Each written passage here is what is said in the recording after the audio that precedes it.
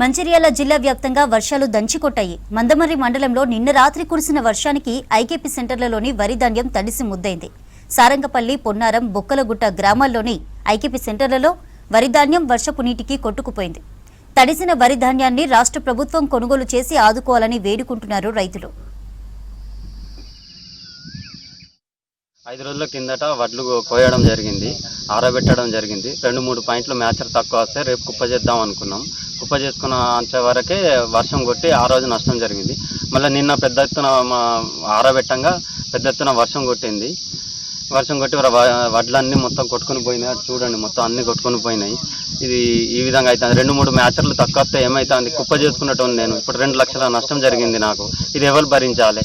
నేను కైకిలోళ్ళకి ఏమి ఇవ్వాలి, హార్వెస్టర్లకు ఏమి ఇవ్వాలి, ట్రాక్టర్ వాళ్ళకి ఏమి ఇవ్వాలి? సరేనా, ఇప్పుడు నా వడ్లు ఎలాగో పోయినాయి. కనీసానికి మిగతా వేరే వాళ్ళ రైతులు అయినా కొంచెం ధాన్యం మిగిలినవి పచ్చి అవైనా కొనాలని ప్రభుత్వానికి కోరుతున్నా. 5 రోజులు అంటే కోసినాడు, తెల్లారి కుప్ప నేర్పిన. తెల్లారి నేర్పి ఏం చేసిన, ఆ రోజు పొద్దుదాకా నేర్పుకుంటున్నా పలసగా పోసి.